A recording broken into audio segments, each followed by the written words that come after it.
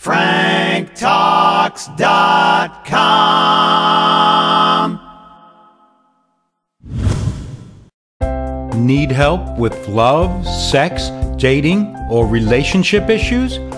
Help from Frank Kermit, the best-selling author and Canada's most international relationship coach, is only a click away at franktalks.com. Yo, what's up, man? How's it going, Frank? Okay, is this Miami? Yeah, boss. This is Miami. All right, dude.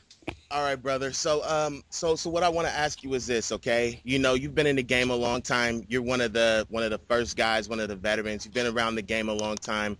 I mean, why did you choose to help people out with their abilities as a seducer of women? Like, how did you get to that level? Well, let me start off by saying that getting into the business side of things was really the furthest thing from my mind. Yeah. I'm one of the people who helped set up one of the first seduction layers in the world. Really? I wrote the very first layer constitution. Uh-huh. And what I did when I decided to break some ties with the community was I published a book called How to Run a Seduction Layer, where I talk about that whole process. The idea of just finding a support group, which is what my vision of a layer was the idea of everybody getting together, everybody studying together. We help each other out. There's no tearing each other down. That's what the rest of the world is for. Exactly. This is very much the idea that we're going to come together. We're going to help each other achieve all of our goals, whatever they may be. Yeah. If our goals are different, if I want to have a series of one-night stands and you want to find yourself a wife and one guy wants to get that one particular girl that he's always been in love with, we're all going to support each other, not judge each other, and that's what worked. In doing that over a number of years, I had achieved a number of my goals. And I just started getting referred to people, friends of friends would contact me and say, listen, Jordan told me that you're really great at this. I'm struggling. Will you sit down with me and talk to me? Can we go out for coffee? Can I buy you lunch? And that's really where it started. So I started meeting individuals, and meeting individuals on referral turned into meeting groups of people. And I just got tired of telling the same stories over and over. One guy once asked me, who had been to a number one of my little mini lectures at coffee shops, hey, Frank, you ever going to write a book? And I had been thinking about writing the book just because I got tired of telling the same stories. So my goal at the time was write a book, get everything out there, and then, fade into obscurity. I figured that if people would buy the book, they wouldn't need to come to me. And in reality, the opposite happened. What happened is once I started publishing the books, people started reading them. Even more people were coming to me asking me questions. Wow. And at the time, I was in a different city, and I thought, I'm going to make a go of this. I'm just going to try to see if I could make a living doing this. And that's when I started building up the practice. It's now modified. I coach both men and women. Which, hey, you know what? Hey, can I say something, man? And I just want to say this, man. And I apologize for cutting in. But, I was watching Gene Simmons' Family Jewels. I'm sure you've seen that show, right? Yes, I've seen certain episodes. Yeah, if you heard of it or you know of it, right? Okay, so there was this episode where his wife made him burn all of the pictures that he had taken because, see, the story behind him is he wasn't into drugs and alcohol and all this other types of stuff. So what he did was he took a bunch of pictures of all these different women, and that was sort of his drug. That was his hobby, and he took all these pictures. All the people, all these girls loved him, thousands and thousands of girls. He had this notebook, this huge volume filled with pictures and all this other types of stuff. And so when he got married, his wife knew about it. Okay, so check this out. They're on film and everything like this. The whole world can see it. And next thing you know, his wife says, what is this key to? Because she's feeling untrustful of him and all this other types of stuff, thinks he's cheating, thinks he's hiding. He's completely honest and says, here, sweetheart, these are the same pictures that I told you about 15 years ago when I married you. Next thing you know, his wife is like, oh, you have to tear the pictures down. You have to, burn them down to the ground and all this other types of stuff, right? And so then what happens is they go to his therapist, right? And so the therapist is like, oh, my God, you were such a bad guy for, having these pictures and all this other types of stuff. You know, you're a terrible person. And so then Gene says, okay, I guess you're right. And so then he turns around and he burns the pictures. Next thing you know, okay, the wife still isn't satisfied. Okay, and she still has an attitude. Okay, now if she ran into you and that same situation happened with you, how would you handle the situation, especially when the wife had already knew about the pictures? I would, and just let me tell you what I feel, just a slight little sliver of what I feel. What I feel is that ultimately the only reason she made a big deal about it is because the cameras were there, because if the cameras weren't there and it wasn't all documented, she wouldn't even care. Okay, and so how would you work around the situation? Do you agree with me here? I mean, and on another note, I have to say that it's great that there's guys like you out there who are, because you can go any angle with this, but the most important thing is to have happiness at the end of the day. The wife still didn't have happiness with this other lame generic therapist with no name, okay, like you have a name. Okay, so what I'm saying is, how would you have made both parties happy? Because obviously she wasn't happy at the end of the day. Probably was mad at her husband for throwing away the pictures and the things that he's done so much for. He can sell it on eBay, if they run out of money and pass it down to the kids, whatever. So how would you handle the situation, Frank? Okay, first question that I'm going to address here. Do I think she was acting that way just for the cameras? It's always possible. I haven't actually sat down with a couple, so I really wouldn't know. I don't know them personally. I haven't heard their personal stories. So there's always a possibility. I mean, there's a possibility that this entire thing was staged and the whole thing leading up to the wedding was staged in order to bring in some money, to bring in some ratings. This could have been something that they concocted together as a couple. So we don't know. Okay? We do not know. True. So getting back to what would I do if a couple sat in front of me saying, okay, this is our issue. The first thing that I would do is try to establish whether or not there was an understanding as to the nature of their relationship.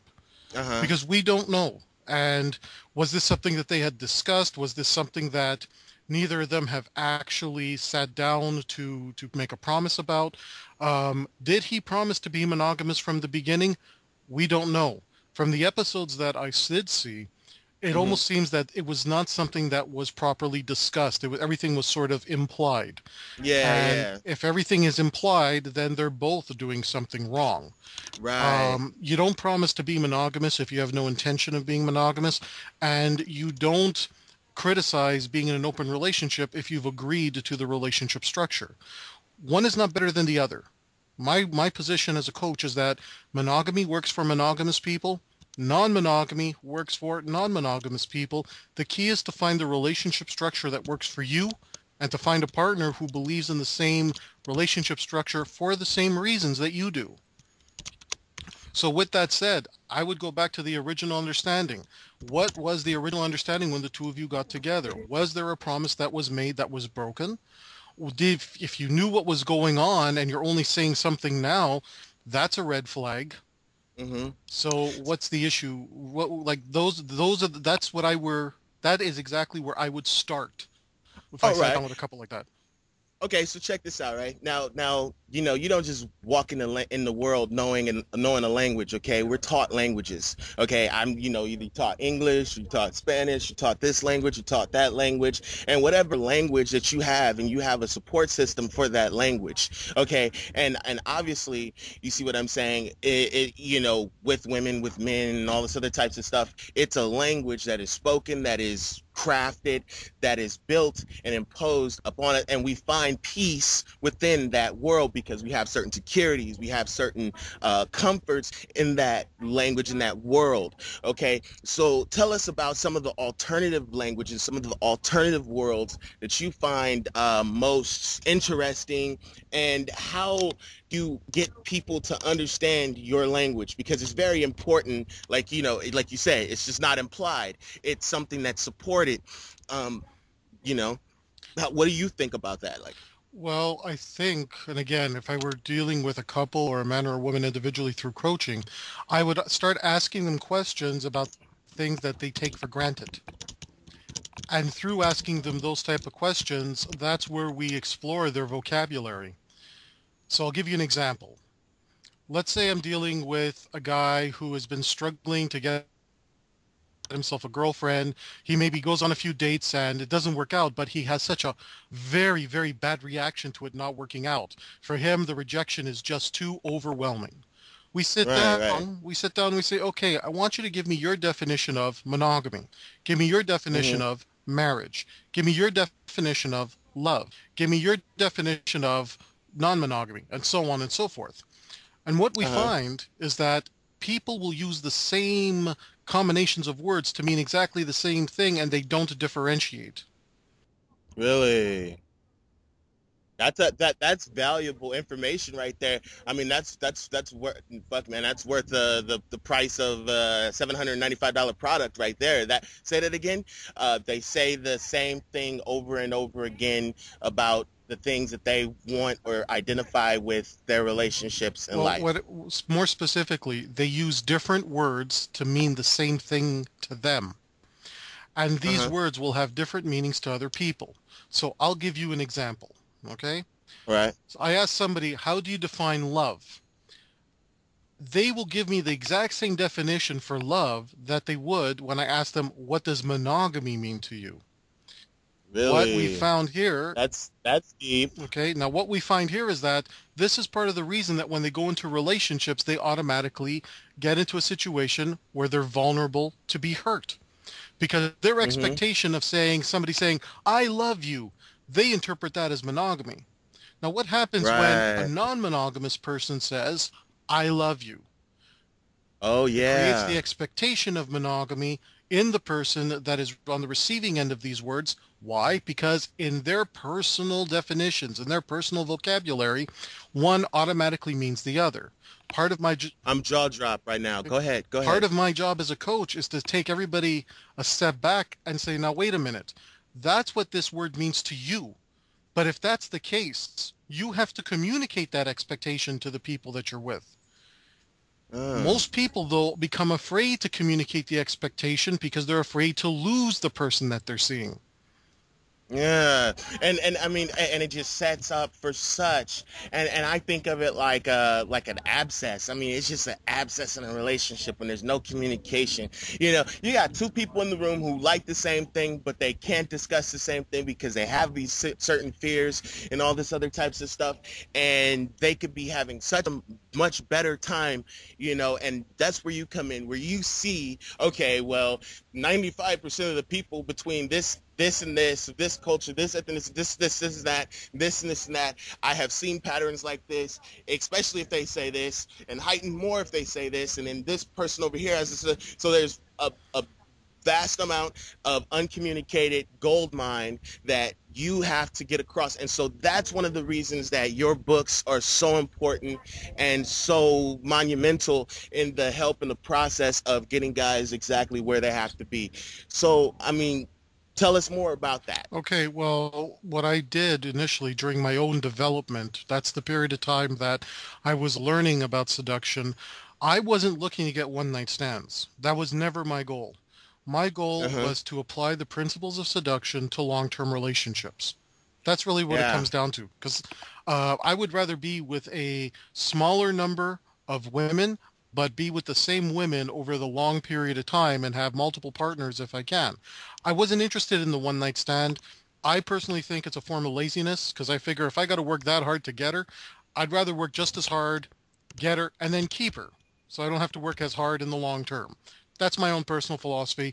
Others disagree with me. That's okay. They're free to disagree. So even in learning seduction, I didn't pay attention to anything that was about the short-term gain. I don't believe in short-term gains. If you're going to be with somebody, make sure that you want to be with that person over and over and on a continuous basis. So there are master pickup artists out there who have been with way more women in the world than I have been with. That's okay. That was never my goal. My goal was not just to collect a bunch of notches. My goal was to collect a bunch of hearts. And so like That's so interesting, man. That's so interesting because you know what, like, that's always been my thing too, man.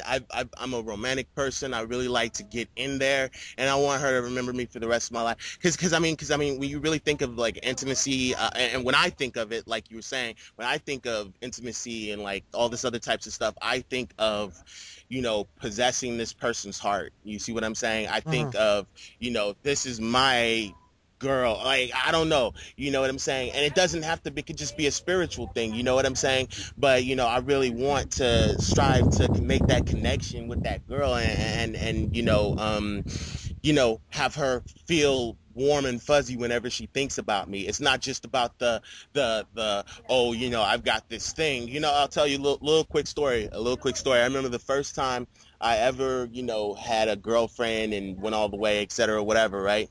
Okay. First of all, I'll tell you like this, okay? I got an opportunity at 16 years old to just go ahead and take care of my thing, but I had built up so many lies around my persona and all this other types of stuff that I wound up screwing myself out of really great situations. I was afraid, I was nervous, I had lied to the girl, I got soft instead of the opposite, et cetera. And next thing you know, I screwed up those situations. So it took me all the way to 20 to lose, my essence, whatever you want to call it, right? So ultimately, I get into the world and I make love to my first girl for the first time and everything like this.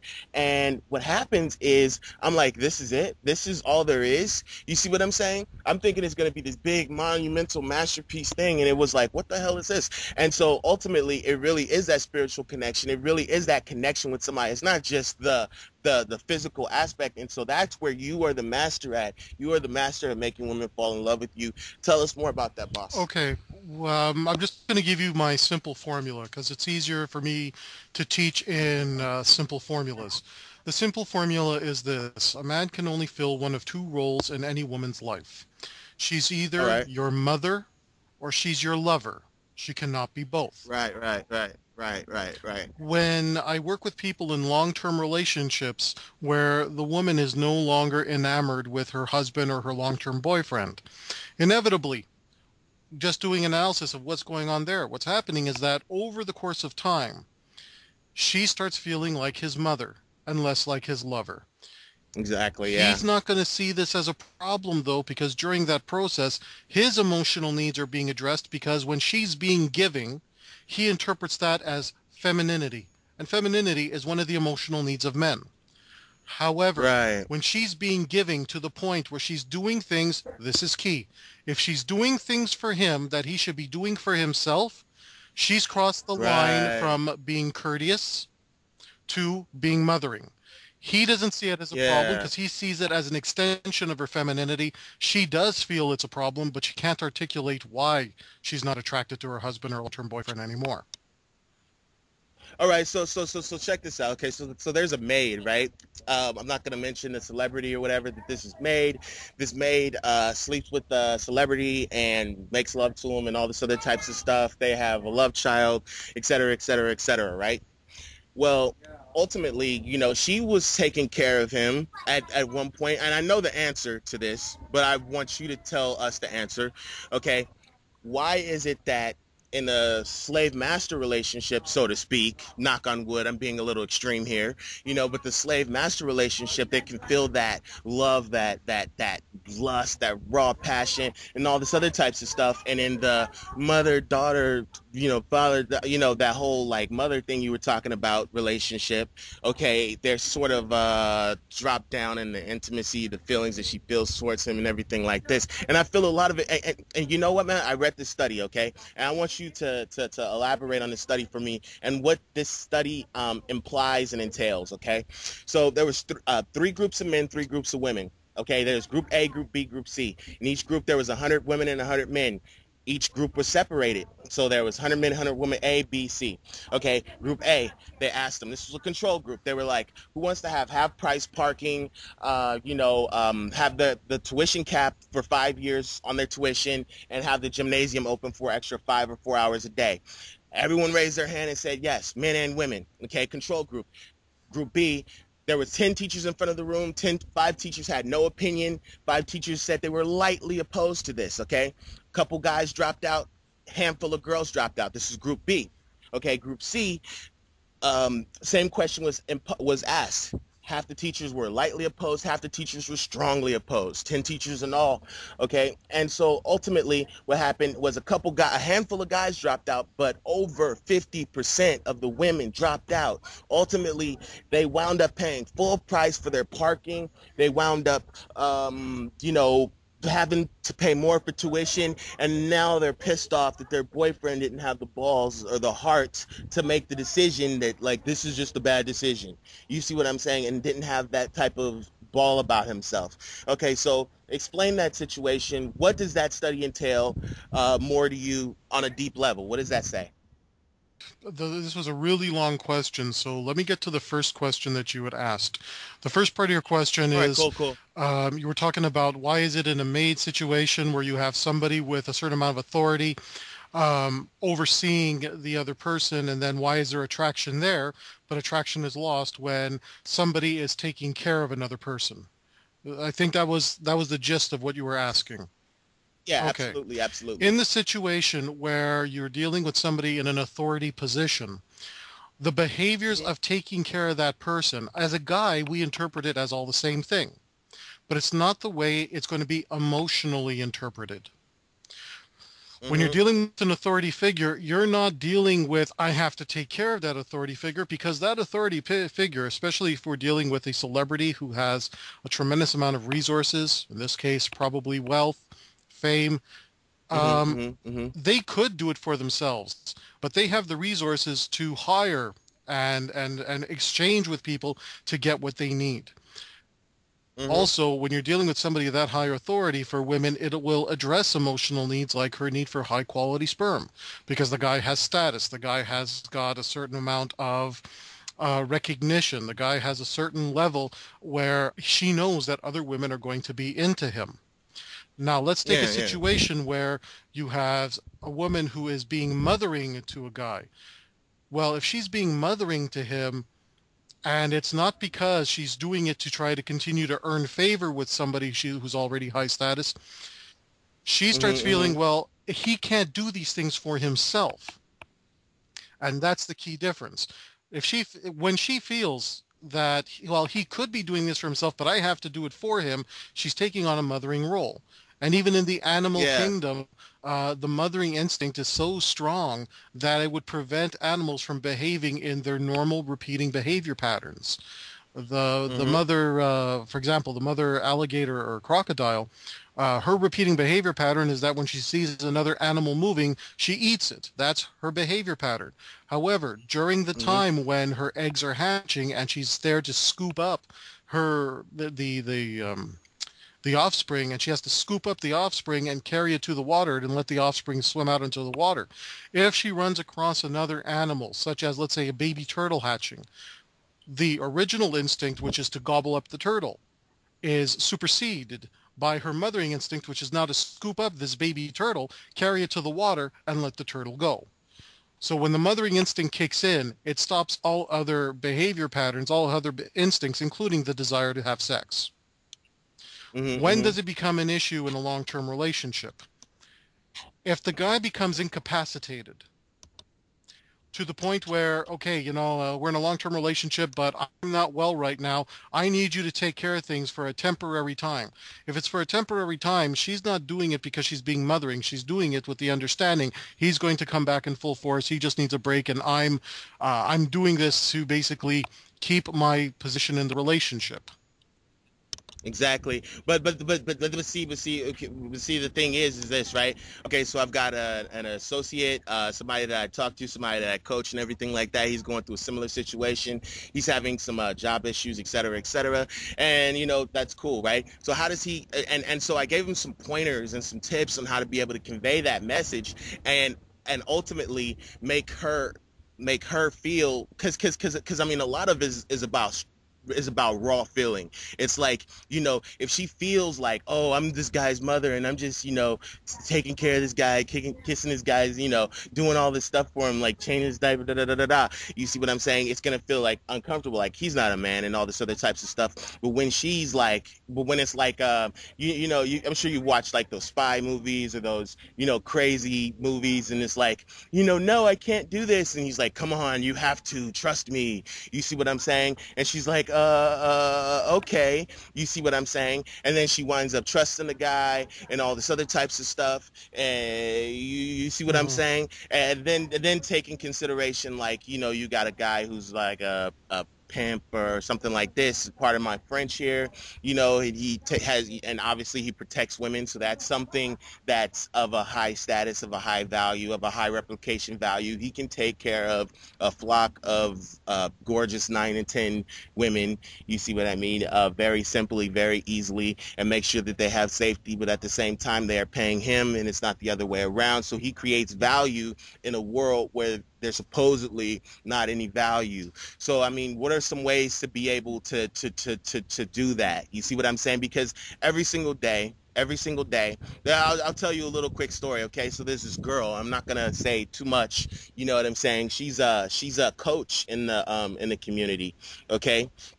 And she has this like whole theory on you know, the B word, and oh, you know, women have to be, you know, it's like the whole like why women love bitches thing, but that's just complete bullshit. I can't stand that title. I think it's horrible. I think it's disgusting. I think the whole concept is just ridiculous. Okay, but now she's like has this sort of like view on things. Okay, now I kind of like twisted it up and showed her my perspective and everything like this, and she kind of dropped off for a while, and now she's kind of back in my favor. You see what I'm saying? And now I'm imposing my, you know, sexuality. I'm bam, bam, bam. I'm slugging this bitch out the park. You ain't going nowhere. I know you ain't going nowhere. You want me. You want me. If you don't want me, drop me as a friend. If you don't want me, never talk to me again. You know, the whole thing. And so ultimately, you know, I kind of earned that spot or whatever you want to call it. Okay. So the point is like, how does someone make, because you know, value is all relative. Okay, so how does one craft show value? Okay, and this is, I kind of drifted off a little bit, but there's girls out there that feel like, oh, well, this guy has to be a multimillionaire to satisfy my needs, and then next thing you know, and then next thing.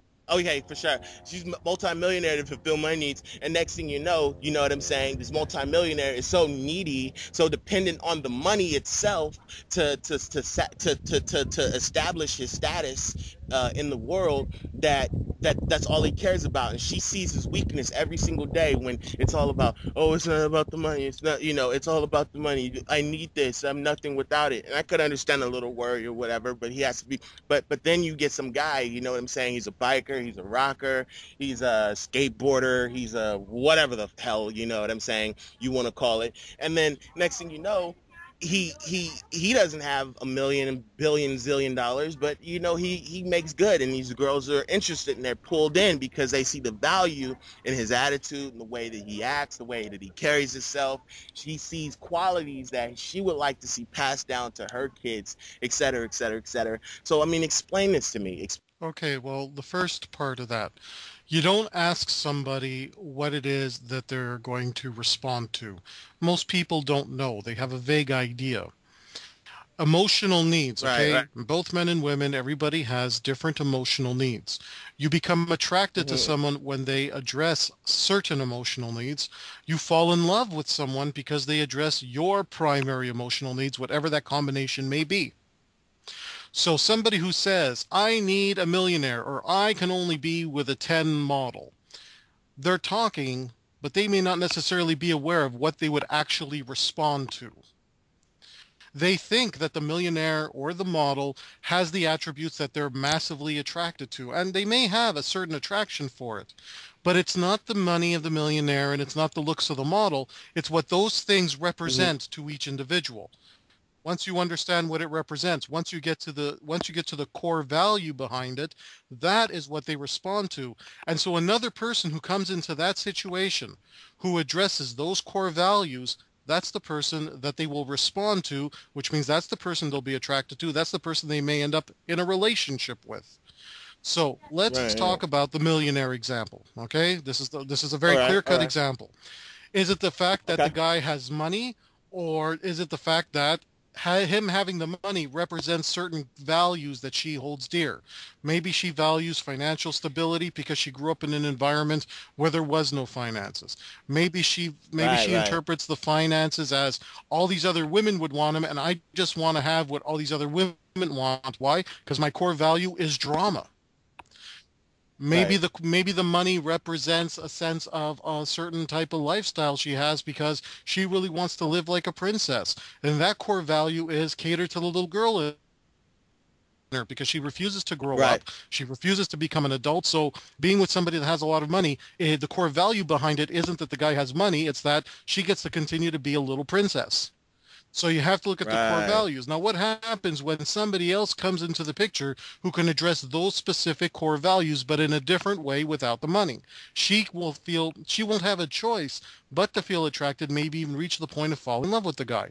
Let's assume it's a guy who owns his own business, but it's a small business, but it means that he can live comfortably and he can afford a few nice vacations every year. If he's in a situation where he can make her feel like a princess, cater to the girl, that's one of her emotional needs is addressed. Maybe the guy has a very interesting lifestyle on the side that nobody knows about, and that fulfills drama. So he might have a shot with her because he's fulfilling the drama, and a lot of those other things. It goes right down the mark. So you don't ask somebody, well, what is it you're looking for? Most people have no clue until they work with somebody like me. And then I take them back to the core and I say, okay, let's look at your core values here. Don't tell me what it is you want. You don't know what you want, so I'm not even going to bother listening to you. Let's go back to figure out. I want to see some lists here. Write it down. And for each thing you're writing down, you got to give me a reason. Need help with love, sex, dating, or relationship issues? Help from Frank Kermit, the best-selling author and Canada's most international relationship coach, is only a click away at franktalks.com. The same way I do relationship coaching when people want to transition from monogamy to non-monogamy, or people who are non-monogamous who want to become monogamous. I said, Wait, rewind. How does a person become go from having a normal traditional lifestyle to having one of the alternative lifestyles that you just mentioned, being sort of swingers, et cetera? How does a person change into something like that? How does a person get into that? Because I'm sure you've done some counseling in that, and I'm very, very, very sure you're more than likely the best in the world, if not one of the best, and probably one of the best is one of your friends. You know what I'm saying? So tell us about that. Okay, if you're going to transition from one relationship structure to the other, you have to look at what it is you value about the relationship structure you are currently in. If those values can still be respected in a different relationship structure, that's when you're in a position to make the transition. So I'm going to use a very, very simple example here so that your audience can really latch onto this. Let's say you're dealing with a couple who have been monogamous for, let's say, 7 years, maybe 10 years, and they're thinking about trying out some form of non-monogamy. And there's a whole range there, but we'll just say that they want to try some form of non-monogamy. What is it about the monogamous relationship that they value? Let's assume that one of the things they value about monogamy is a sense of security. A sense of security that their partner is not going to leave for another person. If that core value that they associate with monogamy can still be respected in a non-monogamous relationship structure, that's when we know that the couple has a chance of making non-monogamy work. Okay. But then that goes back to my original point about being able to see these different perspectives and being able to change the different perspectives, being able to change the languages, being able to have people identify with the languages, and to be able to have a person to trust the other person, to be like, here, look, trust me. A little bit of trust here, a little bit of trust there. It starts to build. You know what I'm saying? Show proof. A lot of times, and this is something, a lot of times, I think that a lot of times it's about the the structure of what this person's going to say, what this person's going to think about it, what their friends, their family, this and that's going to think about it, when ultimately you can show them examples of how this couple, these people over here have been able to live this exact lifestyle, be just as happy or even more happy, and be able to look at them as examples, being able to show that there's another culture. Because it just to veer a little bit again, okay, now check this out. Now, in the world, in life, okay, there are 4 basic needs. There's food, you gotta eat. You gotta eat, you have to reproduce, and you have to feel safe. Okay, within your life, within your lifestyle, etc., like this. Okay, now somebody might feel safety, okay, but then they might not have all their needs met on a relationship, romantical type of level, and all this other types of stuff. Okay, so what you're doing ultimately is you're basically showing them, hey, you know what, there's a more clear path to get your sexual needs met. There's a more clear path, and I'm showing you that you can trust me, that you're completely safe with me in this environment. Okay, what's the worst that could happen? What's the best thing that could happen? You can have everything that you want. Your life could be completely enhanced and empowered, and you can empower your ways in ways that you never imagined. You can live this life that you've never imagined. You can have the same exact joy that you did when you were a little girl and you were just free, and you had no issues, and you just had fun, etc., like that. So how does that work? Well, first of all, if you're going to earn trust from anyone, you have to first and foremost be able to trust yourself in those exact type of situations. Right. And first and foremost, get educated about it, because it's not all fun and games. You're dealing with a lot of potential risks, and you have to be comfortable with those risks. The rewards are great, but the rewards alone won't sell somebody necessarily on what they may have to risk, which they may not be comfortable with. So how do you get somebody to trust you? Well, you have to be a trustworthy person in all areas of your life. And this is something that guys struggle to understand, because they figure, well, look, if I'm screwing around for a bunch of other stuff, why would you automatically assume I'm going to screw around here? And what most people don't understand is that it's all about a repeating behavior pattern. You want to be a trustworthy person when it comes to setting up your relationship structures. You need to be a trustworthy person in other areas of your life, because that's what people are going to go on. So if you're dating somebody new and you want to attempt a non-monogamous relationship, or if she's been non-monogamous in the past and you want to try a monogamous relationship with her, how can the person trust that you know what you're doing in the different relationship structure?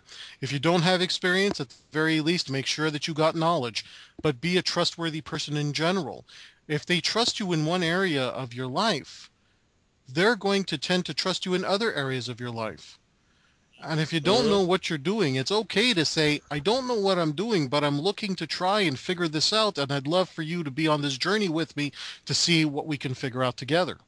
So how do you make a person feel sexual confidence? Because like for example, there might be a nympho or something like that, a girl who's completely just enamored by sex, which I think is all of them, but let's just go from here. Okay, so there's a girl, she's completely obsessed with sex, she loves it, she absolutely needs it, and all this other types of stuff, but it's something that she hides from everyone, and then by hiding it, she feels this cognitive dissonance, this anger at herself, this self-loathing. It's like, I hate myself because I love this so much. You see what I'm saying? How do you help to bridge that part of herself so that she can feel empowered to be able to go out there and live the type of lifestyle that she wants, very, very powerfully, very confident that she's stable within this situation, and look at herself as a leader amongst her friends so that she can make moves by herself instead of being a follower who needs to impress everyone and everybody, where the only person that she ought to be worried about impressing is her mate? The answer is full acceptance. Look, one of the biggest challenges for guys who say that they want a woman who is sexually liberated is that they make disparaging jokes about women who are sexually liberated. They call women who are sexually liberated names, bad names. If you have a negative attitude towards sex and you have a negative attitude towards people who are sexual, women who pick up on that attitude are going to peg you as the guy that they cannot be sexual with. Okay, there is no double standard here. An example Yeah. of this was a client that I had, and I wrote about him in one of my books, where he had a wife, and he would constantly disparage his wife's best friend because his wife's best friend was an openly bisexual woman. Okay? Mhm. Mhm. So he would Mhm. constantly disparage that. Now, what happens, let's say, 4 or 5 years into the marriage, the husband turns to the wife and says, hey, I'd really like to experiment here. Would you be open to talking about having a threesome one day? Oh my God. Are you Okay. serious? He actually, oh my God. And so really what he was doing is he was living vicariously through this other woman by talking bad about her, by calling her a slut and all this other types of stuff, when really he was fantasizing about her, thinking that she was the greatest thing in the Well, world, hold on, thinking hold that she on, was the hold on. best We thing since don't know. sliced Hold on, pie, hold on. et cetera, et cetera. Let's Okay, let's okay, let's okay, back up okay. here because we're not going to make assumptions about what he was thinking. All we're going to say is that once he came out and said to his wife, I'd really like to experiment with a threesome someday, here's how she interpreted it. All this time you've been Hmm. putting this other girl down for living a certain lifestyle. Now you are trying to get something that you've been raging against all of your life. How can I ever trust you again? Not just on sex, but on everything. So she ended up divorcing him within a year. Oh my Here's God. where the story continues. Sometime after that divorce, she ends up in a relationship with that best female friend. He could have had it all. He could have had his wife, a girlfriend. They could have been going along. He could have had what he's always wanted. But because he always took a Absolutely. very negative view about sex, a negative view about anybody who's more open sexually than he is, even his own wife at the time looks at him and says, I can't ever trust you again. If you want a woman to Right. listen, one of the things that I learned in my development is that you protect people's reputation all the time. And if somebody comes up to you and starts disparaging or starts insulting some other person, your goal in that moment is to say, I don't take part in these types of conversations and get the heck out of there. Your reputation Right, has right. to be one where you don't judge people. Eventually, once people find out that you're not a guy who judges people about their sexual histories, people will tell you everything. They're going to tell you more than you really want to know. Well, there's no such thing as that for me, but go ahead. Well, what do you mean? I, there's no such thing as more than I want to know, because I want to know everything, man. I like to know how people tick, how people work, and I want to be able to give people the lives that they deserve, and be able to see patterns that other people aren't able to see, because there's this whole underground sort of movement that's happening on a biological level, that so many people are, feel sort of ashamed to be to indulge in and to look at, when ultimately they should be dissecting it and looking at it, and raising it and putting it on a pedestal as worshiping it even as a god.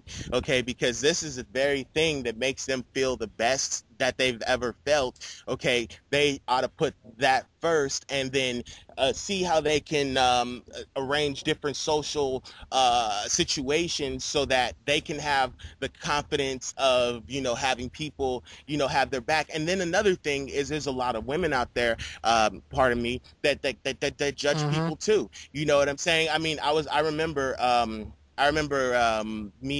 was at a table with these four girls, or three or four, whatever, and this girl was talking about like, we were talking about fetishes and all this other types of stuff, and I got into one of mine, and she's like, oh, ooh, ooh, oh my God. But you could tell she was totally into it, though. You know what I'm saying? So I mean, I don't personally, you see what I'm saying, take it personal. I'm like, oh yeah, whatever. This bitch is full. I mean, excuse a part of my language, excuse my French. This girl is full of crap stuff. Right. She's lying, and you know what I'm saying, because there's no way with the makeup of human beings that she's not into this. And so it's important to be able to make them feel comfortable, and to be alpha enough, to be strong enough to be able to say, yo, this is how it really is, sweetheart. I can show you a million examples. You know what I'm saying? I can show you of a million anonymous girls that will remain nameless, that, you know what I'm saying, I will put them in a different state at a different age and a different whatever, and anonymously tell you some of the crazy stories that I have heard, seen, experienced firsthand, secondhand, whatever. You see what I'm saying? To help encourage this person to be more comfortable and open And it starts with you first. It starts with you first being able to say, okay, well, this is how I feel. This is how I feel. Like it or love it. Blah, blah, blah, blah, screw it. You know, blah, blah, blah. Now it's like almost like, oh, well, they've got something on you. So if they turn around and open up to you, it's not like you didn't open up to them first. You see what I'm saying? And so ultimately you're taking the first step as an alpha male and all this other types of stuff. And this is something that's very attractive. Also, this is something that a lot of guys are afraid to explore and experience. And a lot of guys are missing out on a lot of great intimacy, romance, and great relationships because of this. I mean, can you tell us some stories on how the bad made good, so to speak, on how guys have went from being afraid of this part of themselves to being open and more comfortable, and then just finding that their life is just 20 times better because they have opened themselves and they're not, like, you know what I'm saying, bound by the chains of not exploring what makes them the most happy and worshiping that and obsessing over that, et cetera, et cetera? Sure. I could tell you a couple of stories from my client base, and I sometimes help out guys who were brought up in very strict, religious, almost cult-like environments. So these are guys who were... Hey, you know what? When those people open up, I mean, I swear their lives are 10, 20,000 times better. Well, you know what I'm saying? I almost wish I was brought up. Before we get to the end there, saying, if we're dealing with somebody who grew up in such a strict religious cult-like environment, their relationship to sex is null and void. Okay, they don't have a relationship to sex. We may be dealing with somebody who only in their late 20s or early 30s were able to pull themselves out of that environment, and they have the emotional maturity of a 13-year-old when it comes to sexual topics. So how do you get somebody more comfortable with that? You start small. You start with exploring feelings about masturbation. You start off by talking to them about getting into sexual situations, what to do. It could be something as, for someone with that background, holding hands could be more than they can handle. And it's about getting comfortable holding hands, and we try to find ways where they can experience hand holding, but not necessarily in a sexual context, just so that we can slowly build them up so that they get ready for sex. It may take a few months, but within a few months they'll get themselves into a situation where they can have sex, and they have sex with normal expectations, and not the expectation that the person that they're having sex with is now has to become their spouse, as well as, you know, you're also looking at having normal expectations of that they're not going to be punished for being sexual. Now, when they can find that kind of freedom, sometimes freedom isn't just being devoid of negative feelings, it's just learning how to handle them. For people who let's say were sexually abused, the bad feelings may tend to be there even when they have reached a point of healing. But it's how to manage those bad feelings. You know, the guy who was beaten by his mother because he expressed an interest in girls at the age of 8 years old, who's now suffers because he can't really connect with a girl in his 20s. When he finally does get himself into a relationship and has sex with a girl, he might deal with panic attacks 3 days later. And the idea is, look, you're going to be dealing with these panic attacks. You've had sex with somebody. You've had triggered based on your past trauma. You're reliving it. Part of it is learning how to deal with that and being able to continue to function, knowing that, yes, I'm going to continue to date. I'm going to continue to be as social as possible. And when those negative consequences come up, I'm just going to learn to deal with them better so I can continue to function. Okay, but what about their parents, though? I mean, because obviously, okay, so this person, the kid that was, you know, beat or whatever, you know, for having these sexual thoughts, whatever, and all this other types of stuff, and all, so that, and they develop and they become these scared adults and everything like this. How does a person, I mean, how do you as a therapist, as a counselor, frame their parents' decisions and behaviors? I mean, obviously their parents were, you know, hurt themselves. They were scared themselves. They were, you know, dealing and wrestling with some of the same feelings that they're dealing and wrestling with. And so now, as a person who's in a position to become a leader, okay, above their parents, so to speak, not above them like, oh, I'm better than you, but, you know, above their, do you see what I'm saying? Exactly. To rise above their past. Yes, I do. I do see what you're saying. But for the record, I have to say this just to protect both of us. I'm not a therapist. I'm not. I don't have the. I'm not a legal counselor. I do Oh, have a certificate in trauma okay, okay. counseling, but I'm not a therapist. So I had to say that for the record. What I do with my clients when I'm coaching and the issues of parents come up, and Hmm. this is something that I wrote about in my book. I'm a Man, That's My Job. Your parents did the best they could with what they had. True. Unfortunately, their Hmm. best wasn't good enough. Okay? So let me repeat that again for people listening. Yeah, your parents screwed up. Your parents did the Hmm. best they could with what they had. Unfortunately, Brilliant. their best wasn't good enough. Okay? And I'm saying this now as a parent myself. I have a child too. I don't want to do anything that's going to screw up my kid. As a parent, I want to do everything I can to put my kid on a good path, to give him a fresh start in life. And obviously, I'm human. I'm going to make mistakes. I don't know what mistakes I'm going to Hmm. make, but I'm sure I'm going to make mistakes, as all parents make mistakes. The issue is that parents, Yeah. at their core, do the best they can with what they've got. But if what they got isn't good enough, well, even their best at what they got is going to fail. And this is what I try to help my clients with. Understand that, look, it's not that your parents didn't love you or hated you or any of these things. Now, there could be Okay. something there in individual cases, and I have to respect that. There could be situations where, you know what, you were Uh-huh. dealing Uh-huh. with a very hateful parent who maybe didn't want to have a child.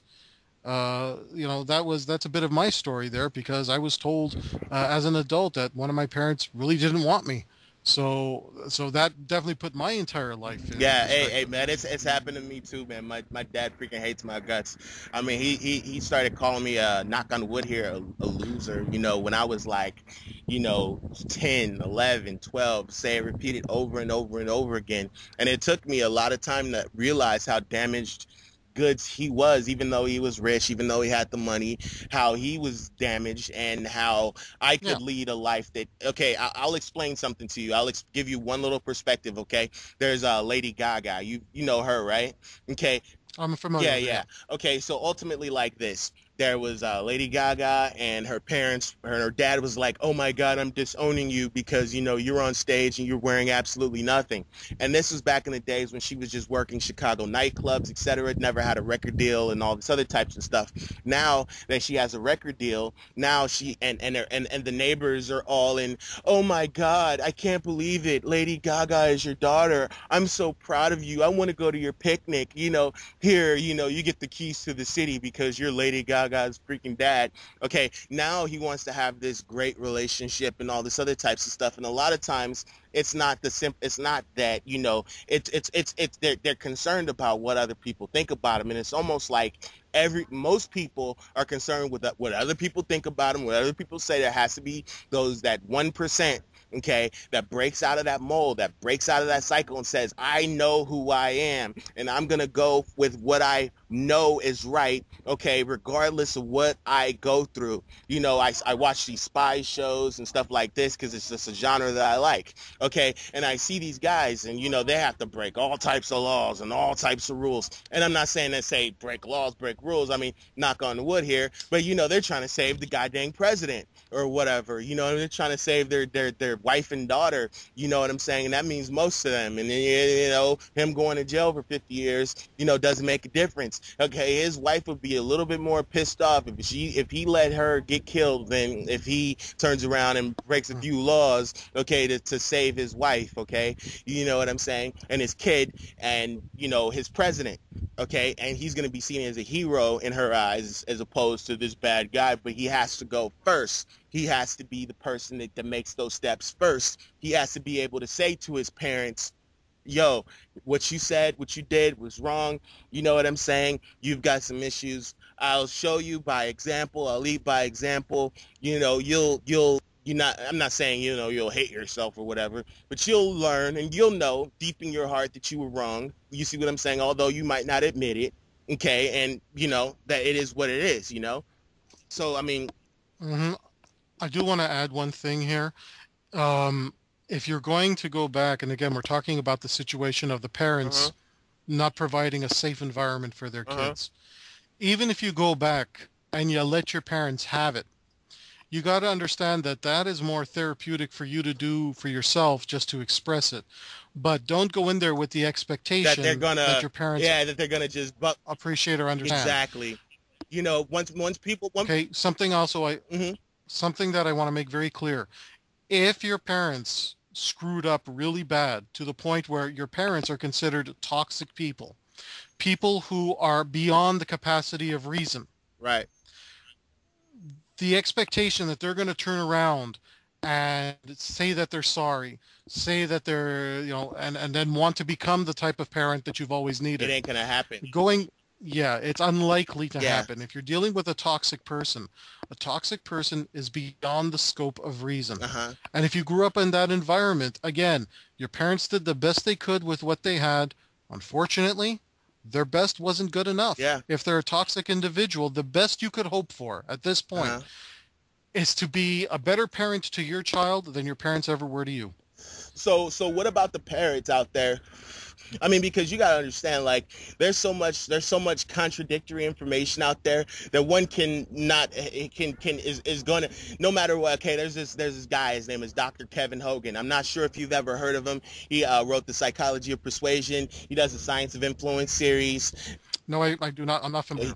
Great freaking guy. He's the best. I'll give you a link. All right. But basically, this guy, Kevin Hogan, he says like this, okay, that literally 50% of people are not going to like what you do. It's just like this, okay? But you can't play the middle. You can't play the middle, because if you play the middle, you'll never earn anything. Okay, there's the Republicans and there's the Democrats. You see what I'm saying? If you play the middle, you're going to be seen as kind of, knock on wood here, worthless to both sides. You have to be one or the other, sort of. And I'm not saying like, I'm not giving that an excuse as to polarize in one area or another. I'm saying like this, okay? And this is a pattern that I see a lot in life, okay? Just a pattern, okay? We all want acceptance. We all desire to be accepted, to be the king, to be reigned on, to be at the top of the throne, and to be respected for what we are, right? Okay, so check this out. Okay, so say if I'm in America and all this other types of stuff, I'm this American patriot and all this other types of stuff, and I go over to and I'm seen and I'm like, revered, and people rain the shower of acceptance on me and all this other types of stuff, right? Then I get trapped in a cult and I can't break my way out and I'm stuck and all this other types of stuff, you know what I mean?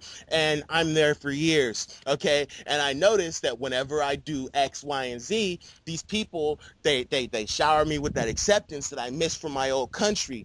I'm showered with this love that I'm accepted that I get from my old country. So now I have both sides. And now I don't want to mess that reign up. You know what I'm saying? I don't want to screw that up. So next thing you know, you start identifying, you get Stockholm Syndrome. You start identifying with these people, these other people, these cruel people, and you learn, maybe they're not so bad and all this other types of stuff. And maybe I'm using extreme examples of cults. Maybe you could say just another country, another person's belief systems, whatever. Okay, it could be Republicans or Democrats, whatever. Now, imagine this, right? Okay, I come back to, America and I say, hey, I actually did this really cool thing over here and they had this really cool custom over here and all this other types of stuff. Okay, and the Americans look at me with disdain and disbelief and they tear me down and all this other types of stuff. And now I feel bad.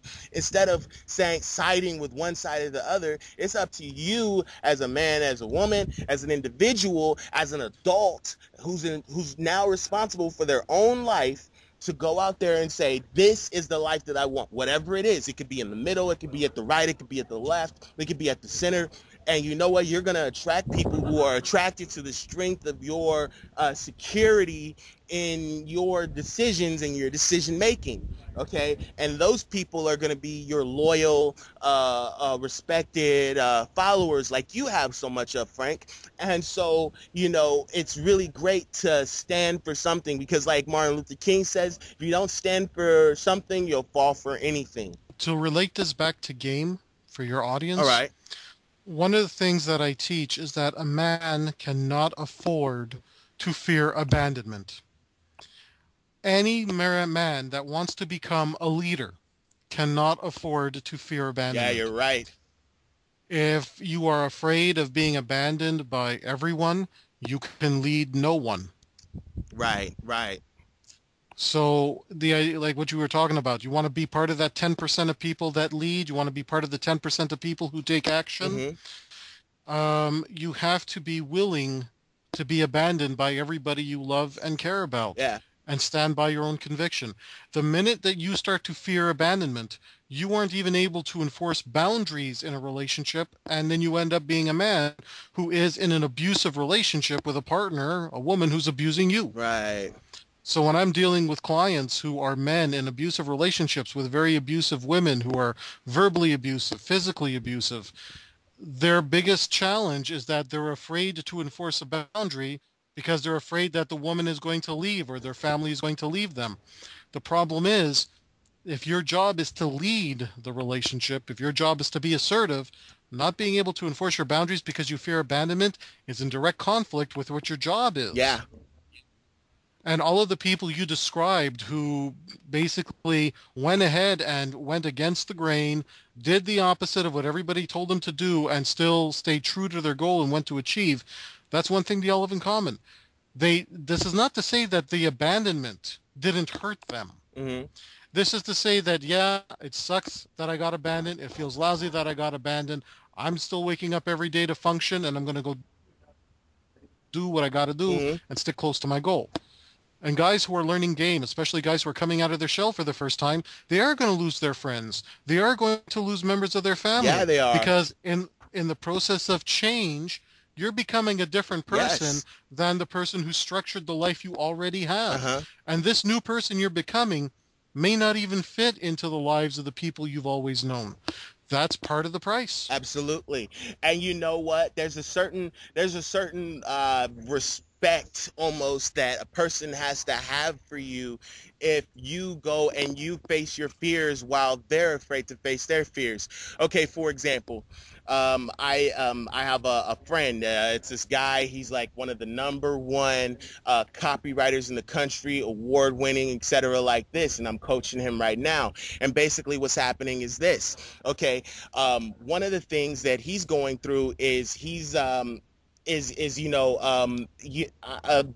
friend is going through a bunch of changes and it's costing him.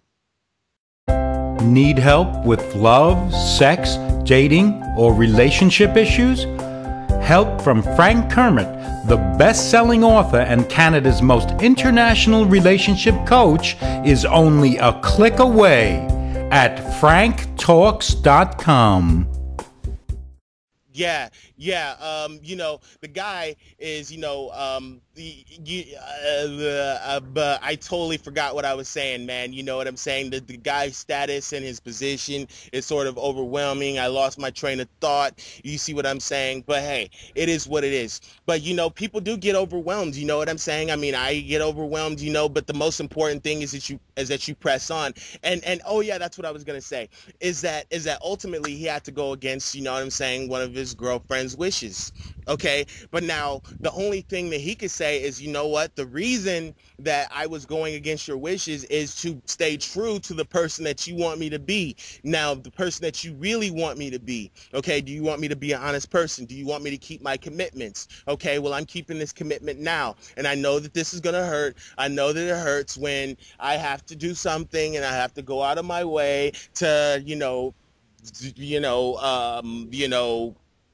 do whatever I have to do, and I have to step and do this and that, but it's for you. Okay, now she can't help but to have respect for that if she has respect for herself. Okay, that's just like a person saying, I heard Joe Vitale talk one day, and I don't necessarily follow him too much, but I think he's a brilliant guy. He's absolutely a brilliant guy. I think a lot of people think he's woo-woo or whatever. Frankly, I think the guy is brilliant, and he's smart, and he comes across in his own way, so that's just me. Okay. So I was listening to Joe Vitale, and he was saying, yo, you know what? What was I saying about Joe Vitale again? How did that start out? You were talking about how he was saying something that relates to changing and having to deal with the fact that you're going to lose people if you change. Yeah. You know, the thing about, oh, you know what, I forgot what I was gonna say, but you know what, the thing about Joe Vitale, he really doesn't give a crap what anybody says. He goes, he does his thing, and he makes sure that the thing works out. You know what I'm saying? And Mm. that's just an important concept. You gotta have that. You know what I'm saying? You gotta be able to be strong, and you've been able to do that. That's one of the reasons that you know, I lost one of my clients. You know what I'm saying? You know, he's like, well, you know, XYZ, ZYX. And I'm like, you know what, screw you. You know what I'm saying? If you don't believe me, if you don't like my ways, you don't think that my ways are great, you know, and I'm not saying screw you. I wish you the best in life and everything like this. But you know what? There's lots of other people that, you know, believe in me, my methods, what I do. And you know what I'm saying? I mean, you know, I've got some of the top people in the world, some of the top pickup artists in the world who take my same stuff and use it for their own teachings. You know what I'm saying? And that comes from,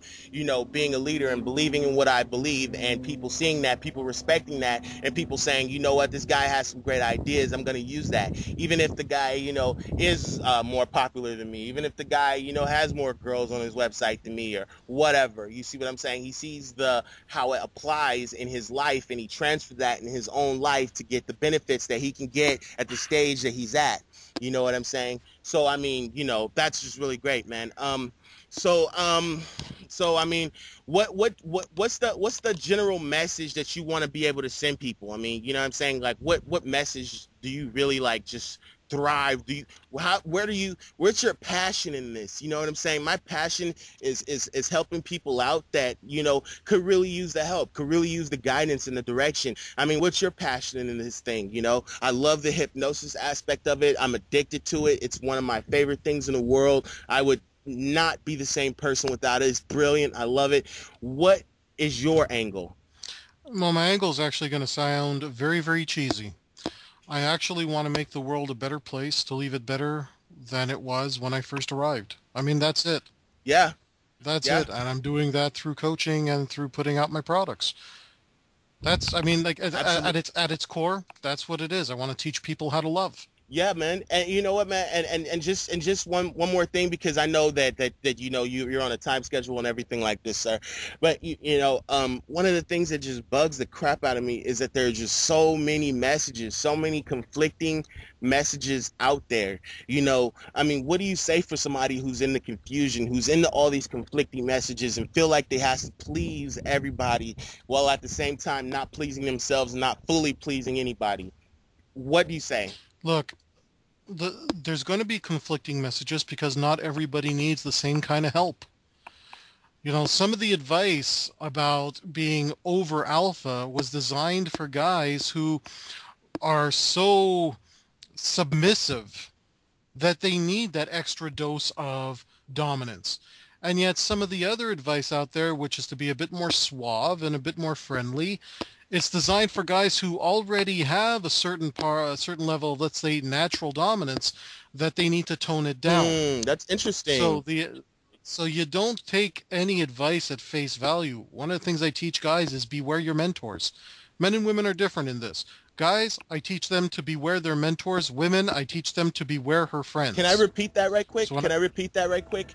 Okay. Sure, You sure. said that if a guy is already more submissive and stuff like that, the more alpha game, the more alpha dominance is definitely for them. If they're more alpha already, then a more suave game is more built for them. And the more suave approach is built for them. So definitely you say don't take anything at face value. And I mean, that right there is so brilliant, because man, I was so confused by it all. I mean, you know, I'm already like a pretty dominant guy, and then I was hearing this advice, and you know, you got to try it out. I mean, these guys, they have these results and stuff like this, and next thing you know, you're trying it out, it doesn't work for you. And I mean, I had to go through a place in my life where I just had to throw everything out of the freaking window and just reteach myself Start exactly. over. You know what happened to me, and I'm just gonna and tell me. I want you to counsel me right quick. I want you to be my coach, my therapist right now. Okay, so what happened to me was I was already pretty good. You know what I'm saying? And I was smooth. I was smooth. I was crazy smooth. Okay, I was just one of those guys that was just like, oh my God, I can't believe he did that in a record time type of guy. You know what I'm saying? But my my inner game wasn't correct. You know what I'm saying? So when I lost everything in like 2002 and you know, by leaving my father and this and that, and I had to start over, et cetera, et cetera. What happened was I didn't have the fashion, and I didn't dress as well, and this and that. And I remember being on my sidekick, and I Googled. I didn't know how search engines worked. I thought it was, you know, some hacker in the sky that was, you know, helping out. Like, dear God, please give me a woman or something like that, right? In the Google. And so what happened was, you know, I found, you know, this guy, Mark Ryan, the Seduction King, and I started listening to him and his stuff. And then I kind of like, you know, branched out from there and got bigger and more comfortable in myself. But I still felt that there was something missing. There was something missing, and I had to change. I had to really fine tune myself. I mean, what do you say to a guy like me, you know what I'm saying, who might have some of these same issues, you know what I'm saying, where it's just not finely tuned enough? It sounds to me that you already had some natural ability. You said that you were very smooth before you got into this. What you needed was nothing more than a polish on your game. You didn't need to start with the absolute basics. You just needed a polish, fix the one or two areas that you may have been weak on, and moved on with your life. Right. What I've often found, and this is something I wrote about in the stages of development in my book, I'm a Man, That's My Job. There are stages of development. If a guy is a natural, and he goes through a crisis in his life, he could end up at rock bottom. Here is the thing about naturals. They take for granted things that are working in their favor. Yes. Because they've never gone without it. Exactly. Dude, talk about it. All right. A natural, I'll give you an example. My mentor was a natural, but I could never use his advice because he never took account for the things that were already working in his favor. Yeah. So the advice that this mentor gave me was go to a park, read a book, and girls will approach you just for the fact that you're in a park reading a book. So I went to the park, I sat down, I opened up a book. I even got a romance book, okay, just to push the envelope. Here's the thing. I sat in the park for 3 hours. I think it was like a Saturday or a Sunday afternoon. I did not get approached once. Wow. Not once. I went back to my mentor and I said, okay, man, look, I tried your thing. It didn't work. He says, I don't believe you even tried. I then met the guy face to face. Here's what I found out. The guy is a very good looking man. He dresses well. He's in shape. Girls were going to approach him no matter what because he was at that level. Right, yeah. It had nothing to do with him sitting in a park reading a friggin' book. Yeah. But he could not, and again, he wasn't a professional coach. Let me say that here so that I don't insult anybody or I don't disparage anybody. Right. He wasn't a professional coach. In his view, he said, well, this is how you meet women. You go to a park, you read a book, and because you're reading a book, they're approaching you. This is a guy that because he was a natural, he took for granted the fact that he's a great-looking guy. He was very well educated. He spoke articulately. He dressed very well. He wore certain elements, like a certain type of watch and certain types of rings, to give evidence of the fact that he was financially. Yeah, exactly. But he didn't take any of those things into consideration. Here I come in. I'm not dressed well. I'm not buff. I'm not. I don't have anything on me that screams money. So this is one of the areas where naturals really come up short. They cannot relate to the context of average guys who don't have things going for them. Just out of luck. It's only when the natural reaches a crisis point, and after the crisis point, that's when he says, you know what? Those girls never really liked me. Those girls were only into me because, and insert whatever they had going for and let me tell you, man, it's one of the heaviest, most painful things in the world when you have to start from rock bottom. But then there's a certain like inner game that you gotta have to be able to keep yourself afloat. And it goes to with what you were talking about. You know what I'm saying? Yeah, there's gonna be naturals out there and all this other types of stuff. But you know what? And they take a lot of stuff for granted. But when it comes down to it, you've got to be able to have that alpha confidence. One of the things I say a lot is, you got to be able to walk into that club and talk to every single girl. I mean, you know what I'm saying? It doesn't matter if you get shot down so hard and all this other types of stuff. They're going to say, wow. That I remember this one time, okay, my uncle worked at a private school, and I went to that private school, and the kids would talk really bad about my uncle, okay? And so what happened was I defended my uncle, and for that, what happened was all the kids, all the popular kids, most of the popular kids would just trash me every single day, and I would go at them, and they would go at me, and it was just an all-out war. It was just the Cold War of the century, right? And this girl who was like the most popular girl in the school walked up to me and says, "How do you do it?" You see what I'm saying? She approached me. You see what I'm saying? How do you do it? How do you go up against all these odds? How do you stay so strong? You see what I'm saying? She felt connected to me because, you know what? Frankly, she probably couldn't do the same thing herself. She might be tried and failed and said, you know what? And so yeah, you know, that guy who is a natural and has all these natural abilities can turn around and look up to the guy who doesn't have all these abilities, because he goes out there and he gives it his best shot, and he's out there, and you know what, he might not hit every ball, but he's freaking swinging for the freaking fence every time, and he has to have respect for that. You see what I'm saying? I mean, do you agree with me on that? Partly. Tell me about it. Sometimes people don't necessarily connect just because they admire you. Admiration is not necessarily attraction. And the reason I say that is because I do know a lot of guys that try to get women to admire them. I know I'm going to get the fancy car, I'm going to reach the accolade because I want women to admire me. Being in the media myself now, where I'm on the radio, I've been on TV, and I get recognized sometime in the local area for the news articles I write. Getting admiration is not the same thing as getting attraction. So if somebody admires me, great. It doesn't mean that they want anything romantic with me. Right. But it's a step closer, though. I mean, you know, the lady might admire that Rolex watch over there. At the same time, she might admire the fact that you are fearless and you go ahead of your game. It might not cause necessarily attraction, but it does cause admiration. Yeah, no, it can. And the other thing is that if you're going to stand on principle, again, you can't be afraid of being abandoned. Standing on principle is something that is very scary to do for some people, because if they were brought up in an environment where standing on principle means that not only would they end up alone, but that they might become a target for violence, it can be very scary. So that's why so few people do it. And if you are one of the people who can do it, if you are one of the people who can be the trailblazer, meaning that there is no path, the students haven't walked through the grassy field yet and started a path, you're going to start your own path. Well, I had to be. It was either that or kill myself. I mean, it was a very, very traumatic situation where after 3 strikes, losing my ex-fiancée to my best friend, getting stood up at the prom, having a girl tell me that she was going to marry some guy who, you know, that was of a different race, religion, and culture than her. And when she told me that she wouldn't date me for those same reasons, and then one day she announces, hey, I'm getting married to this guy. Hey, what was the difference between me and him? And the difference was he pursued. I didn't. Right. You know, I reached the point where I was going to kill myself, and I said, I either figure out attraction and love and relationships, or I'm going to do myself in. So I had to trail a blaze because the option was figure this out or die. Mm-hmm. And it was that extreme. I certainly wouldn't have the life I have now, you know, without that. I wouldn't have the marriage that I have now without going through that process. I wouldn't have the child that I have now without going through that process.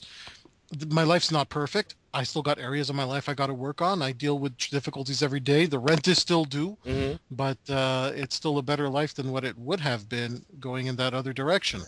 When I did decide to be a trailblazer, when I did decide that I was going to figure this out at all costs, I really meant at all costs. Mm-hmm. I lost a lot of friends. There are people who today still don't speak to me, regardless of the changes I've made, regardless of how I have bettered my life and bettered the life of thousands of people. And I'm not joking when I say thousands. Mm-hmm. I see the reviews coming in from people saying, hey, I'm getting married. Can I invite you to my wedding? And it's based on the stuff that you helped me learn.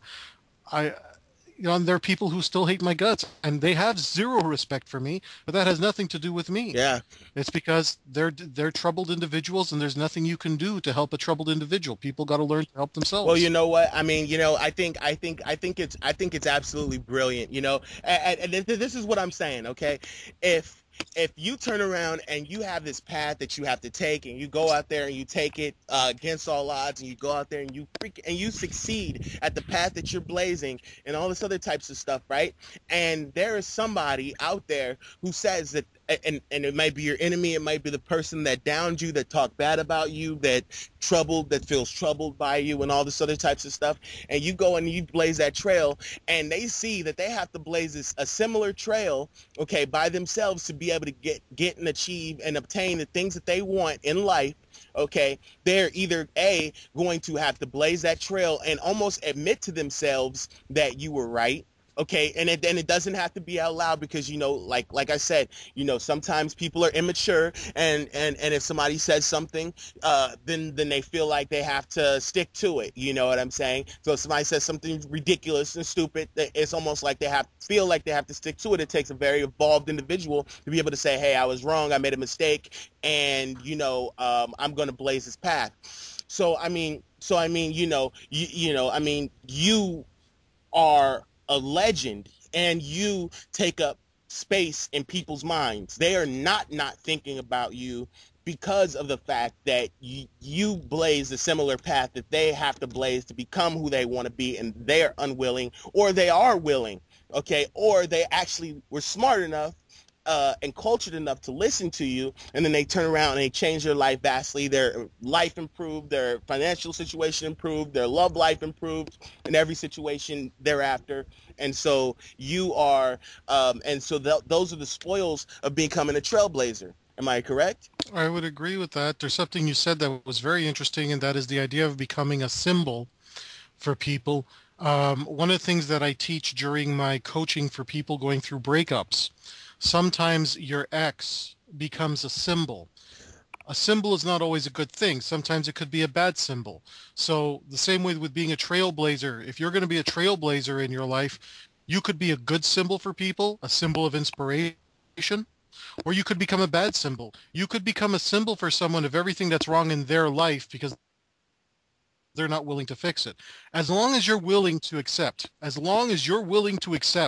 when you become a trailblazer, when you start on this path, you got to accept that there's going to be people who are not only going to abandon you, they're going to hate your guts, they're going to threaten your family, just as that happened to me. They're going to be people who are your friends, who are trying to get into business with you, that are going to be the very ones who stab you in the back. It's unfortunate, all right, but that's part of the path. And it's just learning who you're going to trust, and you're still going to make mistakes on who you're going to trust, because we're human. The bottom line is, you want to be a trailblazer, understand that there's going to be people who are going to love you, admire you, and praise whatever they believe in, because you were born and you were there to help them along the way. Just as much as there's going to be people who will vilify you and make you the absolute symbol of everything that's wrong with their life, and they're going to hate you. Mm-hmm. If you're comfortable with that, being a trailblazer is going to be a bit easier for you. Absolutely. There's this concept that I heard someone talking about, and basically it goes like this. Okay, so there are literally chicks out there, and I mean, you say in your book, you know, everything is a test. Everything a woman puts you through, says to you, etc., is a test. Okay, now there are chicks out there who will go out there and they will test you. I mean, you know, test you and see if they can, you know, break you. You see what I'm saying? And break your spirit, and break your inner power, break your sense of will, break your winning streak. You see what I'm saying? And they'll attempt, and they'll attempt, and they'll attempt. And as long as you keep strong, they'll keep coming around, and they'll keep attempting, and they'll have this obsession, attraction to you, and all this other types of stuff. You know what I mean? And I mean, you know, it's really complex, man. You know, it's really complex. I mean, well, look, it's complex when you're first starting out. Eventually, everything that I teach becomes habit. Once it's habit, it's no longer complex. The behavior patterns start repeating. It becomes the same old to you. When I first started, it took me 3 years to get my first lay. Wow. Because I was studying different schools of seduction, and I was applying everything. No matter what it was that was presented to me, I was applying it, because again, it was either figure this out or die. Right. Took me 3 years to get my first lay. Once I had the pattern down packed, that first lay turned into 5-girl harem within 6 months. Nice. So So I've been through the entire gamut of going from rock bottom to building myself up. How did you feel when you went from that day where you went 3 years without getting laid to turn around and having a harem in 6 months? I mean, just between that time, the day before, where you were like, oh man, I don't have a harem, and then the day, 6 months later, you're like, oh wow, I have a harem.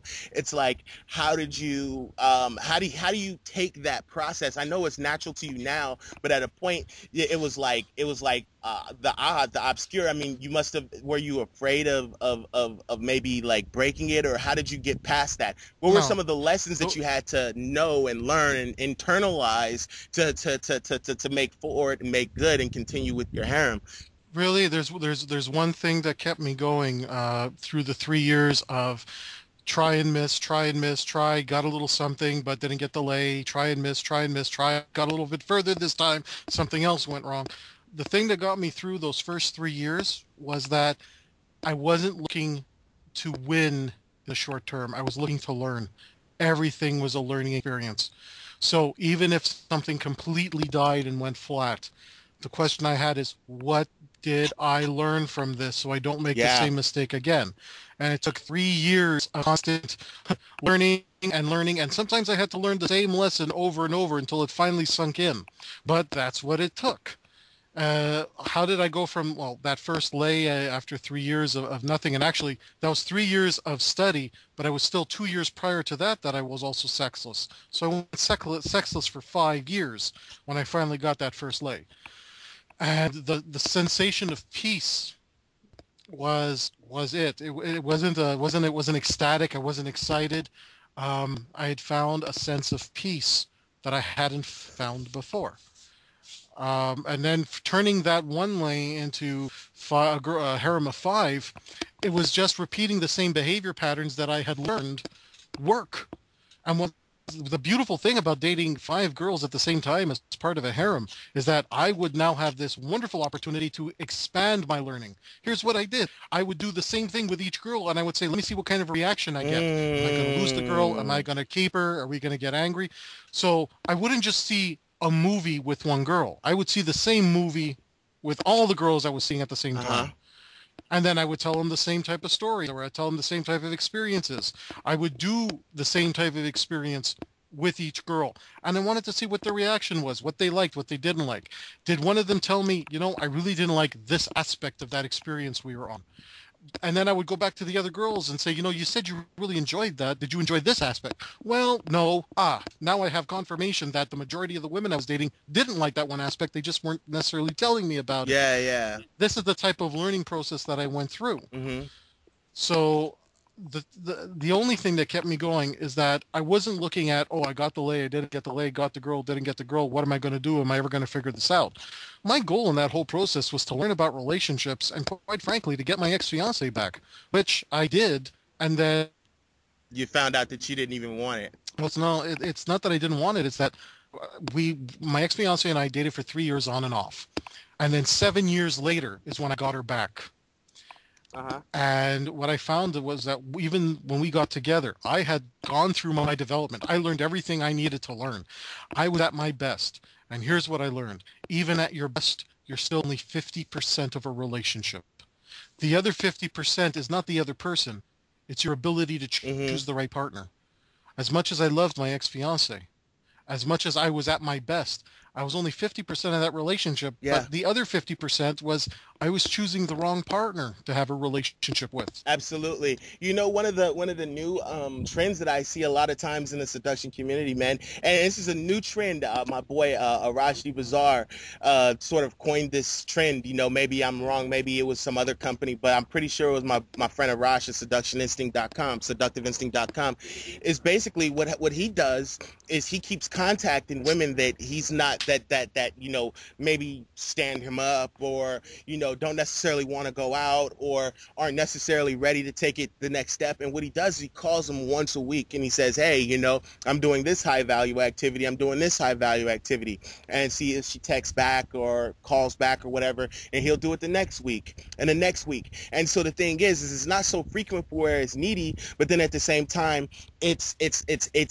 not so disconnected, like, that was one of my big problems, man. I lost this girl, man. She was an heir of a $500 million estate, and the thing is it's cool, she had the money and all this other types of stuff, but the fact is she was a great girl who had a lot of really awesome qualities. And if I would had, instead of just cutting her off completely, had taken the time to say, okay, well, I'm just going to contact you once a week, you know what I'm saying, see how things are going, be a friend, how are you doing, how are things going, how are things with your new boyfriend, how are things with your new life, are you happy, this, that, you know what I'm saying, would you like for some coffee, are you, I've been thinking about you, build from there, you see what I'm saying? So you're building a relationship with the person while you're not there. I mean, what do you think about this new evolved concept? I mean, what do you think? It's not that new, dude. I mean, that concept was around when I was in the community, and I've actually really I've never heard that, but that's tight though. I like it. It's big. I have a product. It's a 3 CD sets called How to Build a Social Circle Network. That's all it is. It's every girl that you've ever tried to date who you never got anywhere with, and you just invite them out to whatever social event you're doing that week. It's in my set, 3 CD set that I produced a few years ago. Well, he must have listened to your stuff. You may have. Hey, power to him. Because I pretty much listen to everything. I've never heard that from anywhere except for Arash. But it's on my site, franktalks.com/social. Look, the idea here is that if you want to build a social circle network, every week you do something different. So if there's a girl you tried to pick up and it didn't work out for whatever reason, you just invite her to these events. She may come, she may not come. In terms of becoming her friend, that only works if you got other things already going for you so that you don't end up in the friend zone. Because there are guys who become the friend and they get stuck being just the friend. So I mean, one of my methods is, and I want you to build and give something else, because this is the one method that I found most useful, is almost trade the sexuality aspect of the friendship. Okay, I love friend zone, because you know what, I'm a very sexual person. I'm just gonna turn her on until she oscillates, does something that she thought she'd never do, and then we have to work from there. You see what I'm saying? We're back to our once a week deal. You see what I'm saying? She knows that I know how to keep my distance. You see what I'm saying? She knows that I know how to get close, and I can also build a friendship with her. Right, but you're at the point already where being friends is not does not exclude you from being lovers. But you already have the behavior pattern so that you can be sexual with a friend and not have it destroy the friendship. Not every guy is at that point.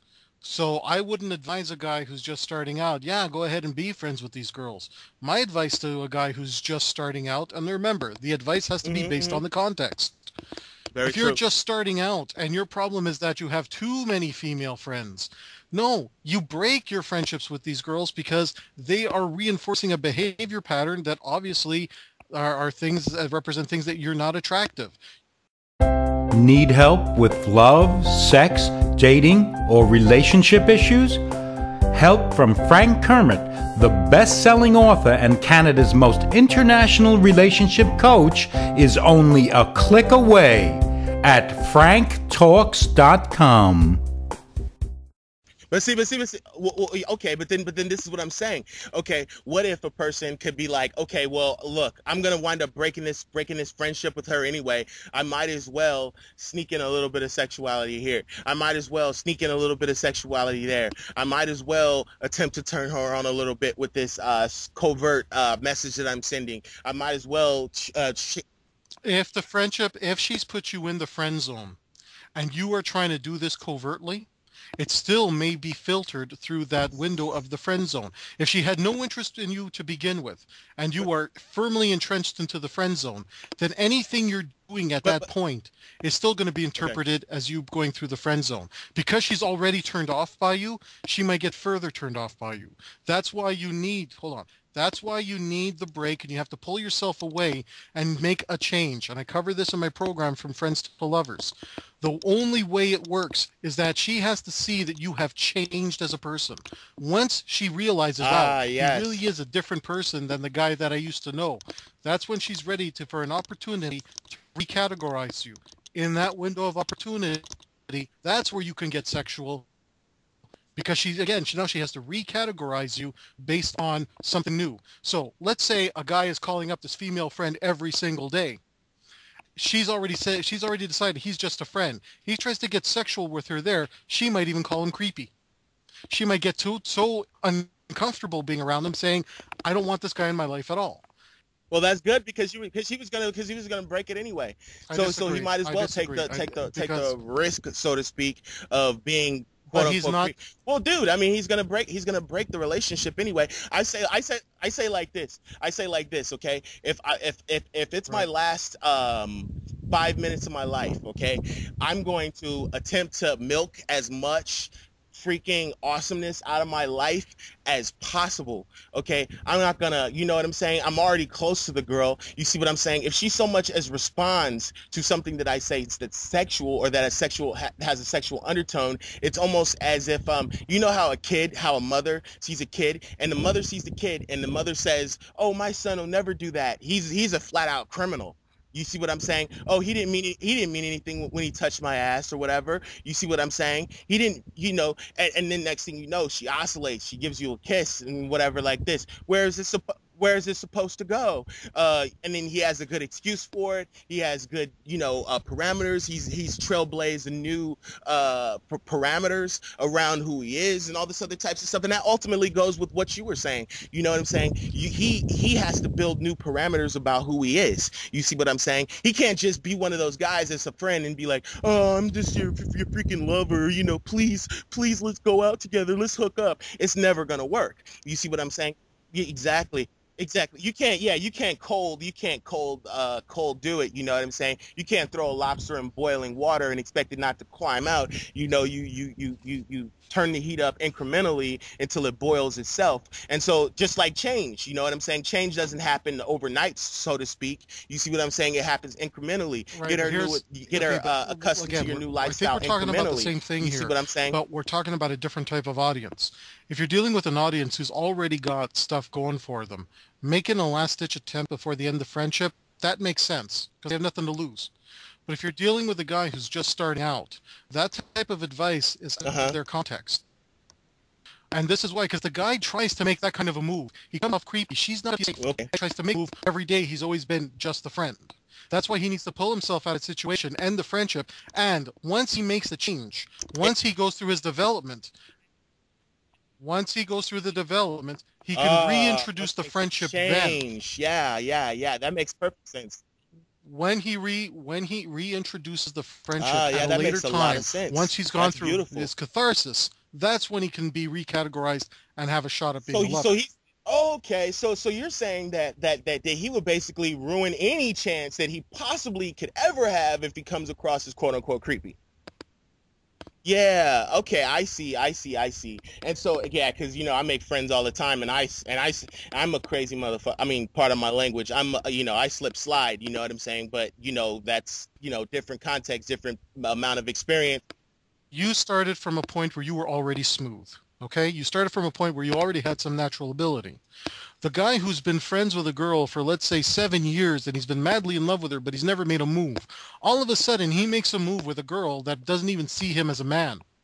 She's no longer going to feel safe. That's what makes him creepy. Wow. Doesn't even see him as a man. That is a heavy hitting statement. I mean, dude, that's crazy, man. That's just insanity. You know, Jesus Christ, I don't even know what to say to that. What do you have to say to that? Look, dude, if to any guy listening to this, if you're madly in love with a female friend and she doesn't even recognize you as a man, she doesn't see you as a sexual being, If she's not even introducing you to her girlfriends because she says, you're just out of their league. If she's putting you down in that way, walk away from that. If you try to make a move on her then, not only does she see you as a low-value male, now she sees you as someone who's dangerous. She's not expecting it. It comes off as creepy. She doesn't feel safe with you.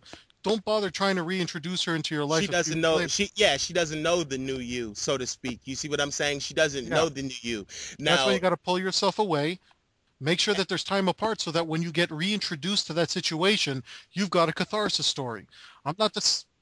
And another thing, is the guy's frame around his new change might not have even developed yet. It might be in a quote unquote larvae stage or whatever you want to call it. It may not have even developed yet. And so them being such good friends could actually ruin it because he trusts her opinion. And so he's saying, "Oh my God, you're coming off creepy." And now his heart is hurt. You see what I'm saying? And his initiative is basically blown. His inner self is like, the little larva is busted, is broken, is dead. You see what I'm saying? And that's horrible. You know what I'm saying? I'm glad that you alerted me to that danger and that risk, man, because, you know, I've always been, I mean, ever since, I mean, this is how I started out. Pardon me. I used to be like, you know, this big geek, you know what I'm saying? And all this other types of stuff until I hit 16 and started smoking weed, drinking, hanging out with the dangerous crew and all this other types of stuff. Not that that was a good thing. It was funny because I remember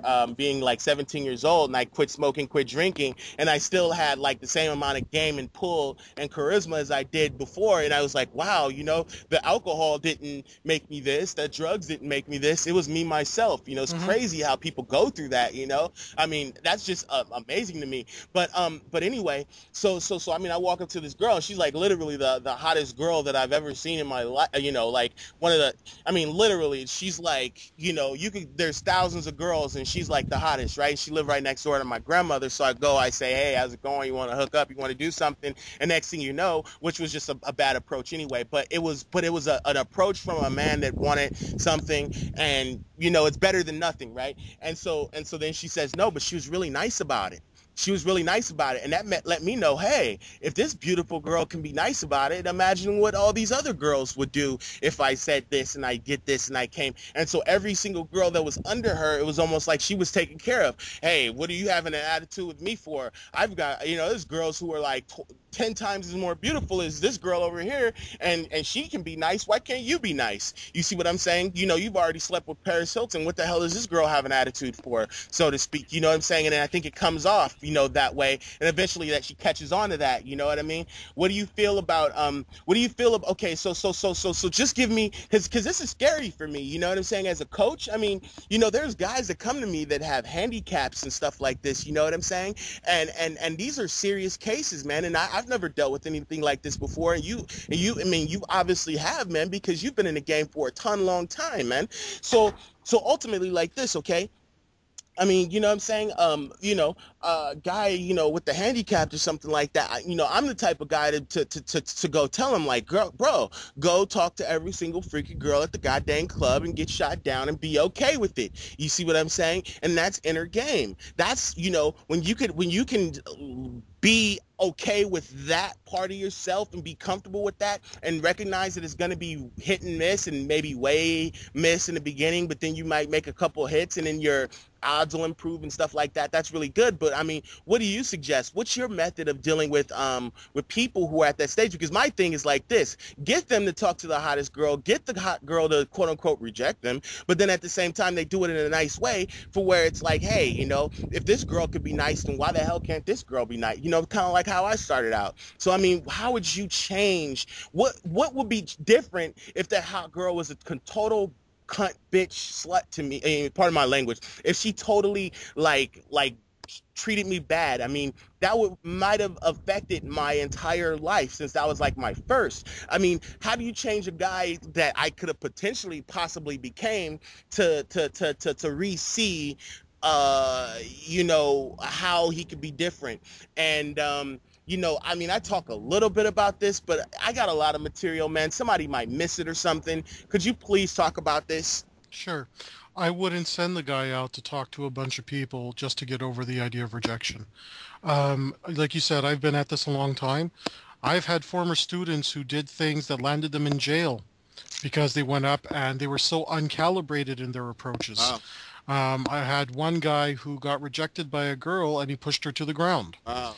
I got another guy who was trying to show just how cool he was, and he touched a girl in the breast and he spent the night in jail. And this is off cold approaches, and you don't do that sort of thing. Well, yeah. I mean, I would hope that the people would be socially calibrated enough to not do something like that. You know what I'm saying? But this is what I'm saying. This is why when I get a guy coming up to me and he says his biggest fear is rejection, before I send him to go approach a bunch of people and get rejected, I'm going to sit down with him and say, okay, let me hear you go have a conversation with somebody. And then while we're going through the process of a conversation, I will identify things that are complete turnoffs. And I'll say, this is a turnoff because you've just violated this emotional need of a woman. This is a turnoff because this presents you as a weak guy, even though you're trying to tell a positive story. Once I get him to the point where he's got about 5 or maybe even 20 solid stories that present him in a positive light, that's when I get him to go up and have conversations with people. Because we have already eliminated a lot of the creepy behaviors that were turning people off. So instead of getting rejected 100 times and only getting the one girl who's going to be nice and polite about him being a creep, I want him to go up and have a conversation where people turn around and say, you're an amazing human being. I want to learn more.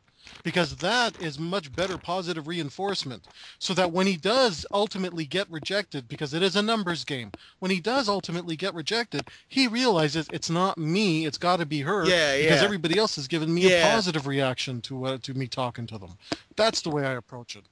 And because of those bad experiences where, you know, former students were going off and getting thrown in jail, what the hell was the guy doing? Pushing a girl to the ground. What the heck was the guy thinking?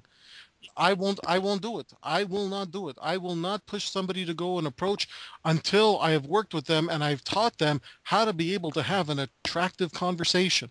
When we get past the attractive conversation stages, then it's just a matter of finding someone to help them and make them feel courageous enough to go and approach a stranger. And I do a weekly Saturday night workshop, 2 hours every week, a unique topic. One of the things I do at my workshop, and it's for men and women, all ages, it's called a charisma exercise. The goal is to get up, walk around, and pay somebody a compliment. Just go up to a complete stranger, pay a compliment, and not ever require the other person to pay you one back. Yeah. Because you got to... Now, here's what happens. People do that exercise.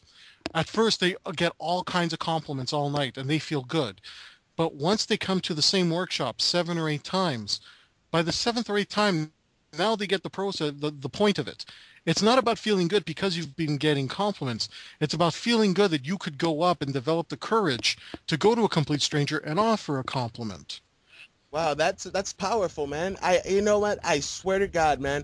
I feel, like, you know what? There's a lot. I mean, I swear to God, man. I hope to God my audience has because obviously you've coached, you know, thousands and thousands of people, and it's not like 50% of people that coach with you, you know, go around pushing people. You know, this is like a 0.0001% type deal. You know what I'm saying? And you know what I mean? Like, you know, it is what it is. You know what I'm saying? But, you know, that's a behavior that obviously has to be corrected, and you know what I'm saying, but there obviously is value in being able to have because a lot of my teachings, you know what I'm saying, and you got to understand I'm scrambling here because I'm curious about how the heck I can change and build up my approach and build up myself as an artist, as a person that coaches and stuff like this. Okay, my thing has always been, you know what, go out there and bulldog it and know that you're going to get rejection. Know that rejection is out there, you know what I'm saying? But at the same time, you know what I mean? I talk to people all the time. They're good people. They're good people, you know what I'm saying? They're awesome people. I'm not going out there telling people to nag people and insult them, you know what I'm saying? You know, so that the response is, get away, you fucking ass. I mean, part of my language, get away, you creep, blah, blah, blah, blah, blah. You know what I'm saying? You really want to know? Listen, if you really want some advice on how to be a coach, please. The first bit of advice, what worked for you doesn't necessarily work for everyone. So when you give advice, you have to preface it with, this is what worked for me, maybe this will work for you. That's the first bit of advice. So that way, you're not coming across giving out generalized statements that don't apply to everybody. You stick with what you know. You say that when I went through the game, when I went through my development, this is what worked for me. Maybe this will work for you. That's first thing, because it puts your advice in a Okay, context. so do you think that that it's almost like that it's almost like hexing, knock on wood here, like hexing or cursing their game if I go out there and say this is absolutely 100% gonna work for you, you know what I'm saying? I mean, you know, No, because no, I mean, but you don't know. You don't know.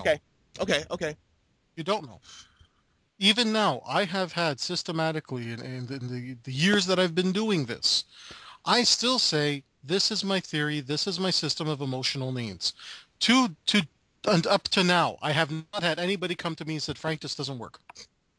I will still say, this is what worked for me, this is the way I teach it.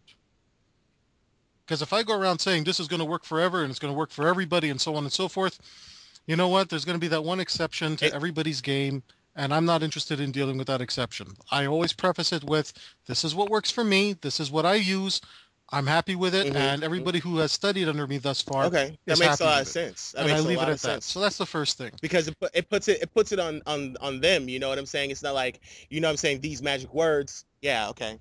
Yeah, and the second thing, coaching is not therapy. Okay. What's the difference? I mean, okay, go ahead.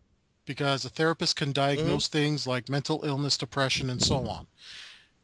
Okay, so when you're coaching, the difference between a coach and a coach can say, you know, it sounds to me that you might have an issue here with mental illness or depression. I would suggest you go see a therapist, but only a therapist can make that diagnosis. A coach does not have the credentials to make that diagnosis. Okay, so what do you call a person that does like change work? I mean like, you know what I'm saying, like NLP change work to try to like get them over the hump of what they feel, their insecurities, or no, they're a coach. That person is a coach. The coach can help the person with change work. However, the coach cannot make a diagnosis for a mental illness which that person may be blocked on. So if I'm working with somebody who, again, I'll give the example of the guys who grew up in a cult-like environment and had major issues with sex. I can help them with some of the behavior patterns to experiment with so that they get comfortable with sex. In terms of what their issues are with sex, why they hate sex, or maybe if they have a history of abuse, I'm not qualified to deal with that. For that, go see a professional therapist. And if you, one of the things like you're saying that you want to be a better coach, identify situations where you may not have the qualifications. In some cases, depending on where you live, it's actually illegal for a coach to try and diagnose and do the work of a therapist. So be mindful of that. If there's ever a situation where you're dealing with somebody and you're saying, this person is not responding to my teachings the way the majority of people do it, I'm obviously missing something here. If that's the case, that's where you got to pull yourself out and say, look, if I'm going to be an ethical coach, I'm going to redirect you towards a therapist because I think that your issue is a bit deeper than just learning game. When I started in game, I remember there were guys I was working with and studying with who, you know, you think, oh, they just have a blocked inner game, or they just have this particular issue, because they kept getting in their own way and they were constantly self-sabotaging. But their self-sabotage went to the point where, you know, they weren't improving at all. And, you know, years later you find out, oh, well, that person had a history of sexual abuse. Learning game was the worst possible thing for them because it forced them to deal with things that they were not able to deal with, like a history with sexual abuse.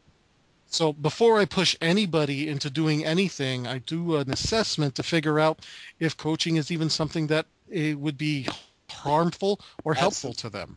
And that's really it. I mean, but I'm sure, I mean, you know, you see different patterns of emotional behavior, and I'm sure you've seen the plethora of different angles in people, you know, a plethora of different angles and different personality situations and things like this. And you may have, you know, seen these things. I mean, like, what are some of the signs that a person can't necessarily be helped, or what are signs that, because I mean, just for a personal example, I mean, one of my, and I'm not trying to say like, you know, say that I'm a therapist, because I'm not a therapist, I'm a coach, et cetera, but when it comes down to it, I have a good sort of repertoire with people who have had those types of backgrounds, those type of shady, sexual abuse type of backgrounds, and I can really help them out, you know what I mean, and help them.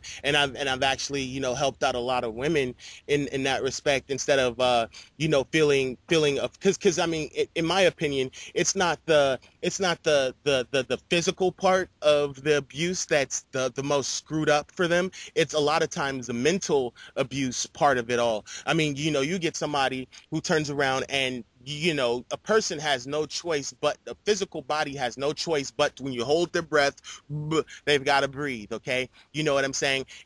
People control what their physical body responds to sexually. It's just like, a guy, he's an alpha male, characteristics, etc. She can't help the fact that she likes him. She can say that, hey, you know what, I'm not going to date him, and she can stick to that. You see what I'm saying? But at the same time, you know what I mean, she's still going to physically, mentally have a response to that. Okay, then you have the response that directly violates what the other side says, the society says, and then they don't have anybody to really talk to about it and all this other types of stuff. And that's kind of like one of my specialties, is really to help to bridge that cognitive dissonance. As a coach, that's something that I do and that I find a lot of success in, and I find that I enjoy being able to help people out in those areas. And it's something that I've had to, help myself out in, not in the exact same way, but there's definitely correlations in that, you know what I mean? And so, I don't know, but I don't know, maybe I should coin that as like my specialty in this game. Thanks for pointing that out to me. And obviously you have specialties that I don't have, because you definitely pointed them out to me, and I learned a lot from this session. And I mean, dude, this has been really great, man. Thanks for all this and everything, man. Well, one of the last things I'm going to say is that for anybody who wants to get into the coaching side of the business, and for anybody who's looking for a coach, the thing that can separate coaches and therapists is that as coaches, we're allowed to relate all of our personal experience. A therapist is not supposed to do that. A therapist needs to have a certain professional distance from their clientele, because they're in the process of trying to make a diagnosis. They can't become friends with their client. They can't share personal stories. A coach is all about sharing personal stories, because a coach is speaking from experience, not just education. So if you really want a real clear example of this, right. Okay? If I was to become a therapist, and I take a course on eating disorders, I then can get a job as a therapist advising people about nutrition, healthy lifestyle, and balancing an eating disorder, regardless of the fact that I'm overweight. As a coach, I have zero credential to be giving anybody advice about nutrition, healthy lifestyle, exercise, and so on. Why? Because I'm a coach, and by the very nature of being a coach, it's based on a life experience I've had that I can now teach to others. So you want to get into the coaching business, you better be ready to share every personal story of yours, good and bad, and make it for public discussion. Yeah. And it's not a pleasant thing, but that's the nature of the business. That's really interesting. That's really interesting. And if you're out there and you're looking for a coach, look for a coach that has the same kind of life experiences or made the same changes you're looking to make. So if you're a natural and you just want to get better from the point of starting as a natural, then you would want to find a coach who already was a natural and then could just take your game up to the next level. If you are looking for someone to help you get that girl who got away, look for a coach that has experience doing exactly that. If you're looking for a coach, if you're a guy who's at rock bottom and you're building up from scratch, you look for a coach that's had that life experience, because that's what makes them a great coach, their ability to relate to the context of the client. So whether you are a coach in the business, Know your clientele by knowing yourself. And whether you are a potential client out there looking for a coach, look for a coach going through what you are going through, because that's the best possible teacher you can find. Yeah, that's great, man. And you know, dude, like, you know, it's funny because, you know, they're like, one of the things I say to myself all the time, you know, is I want to become a fashion designer. Like, that's my thing, man. I love fashion. I love becoming a fashion designer, and I've decided, man, like hardcore and holy, like either I'm going to become a fashion designer or I'm going to die on my deathbed attempting to become this fashion designer till my day of my death. You know what I'm saying? Natural death, of course. You know what I'm saying? I'm going to go and I'm going to pursue my dream and my passion. And you know what I'm saying? You know, and I swear to God, man, you know, when I get that money and that success and stuff like that, I'm going to donate to guys just like me who have been through those same experiences, and I'm going to donate money to their fund to help fund their projects, because, you know, art is so important, man. You know, I don't know, I'm kind of veering off topic, but, you know, that attitude that you have, you know, I can definitely relate to, you know, Frank, man, and just, you know, thanks a lot, man. Thank you for this interview. Thanks for, you know, talking with me, discussing with me, taking time out of your valuable day, man. You know, your time is worth a lot of money, and I thank you so much for sharing that with me. That means the world to me, sir. You know, Frank, and just thank you so much. You know what I mean? Miami, this has been really a lot of fun, and I'm happy to come back and do another interview in the future. Thank you so much. Can I ask you one question? Okay, yeah. If you were to give me, and this is kind of a drill, not a drill or whatever, but sort of an activity or a thing that I do with like all the guys that I interview and stuff like this. Could you give me one word that describes my style as my persona, as a person, you know, just from your assessment of my personality through, you know, my feedback, the talk that we've had, you know what I'm saying? Just one word in this context. I would say enthusiastic. Thank you. I really appreciate it, man. And thank you so much for your heart, man. You know what I'm saying? You're a great guy. And thanks a zillion, man. And I can't thank you enough, bro. You're a legend. I wish you luck with your future. A dream of mine, you know, so thank you so much, Frank, man. I really appreciate it. All right. Need help with love, sex, dating, or relationship issues? Help from Frank Kermit, the best-selling author and Canada's most international relationship coach, is only a click away at franktalks.com.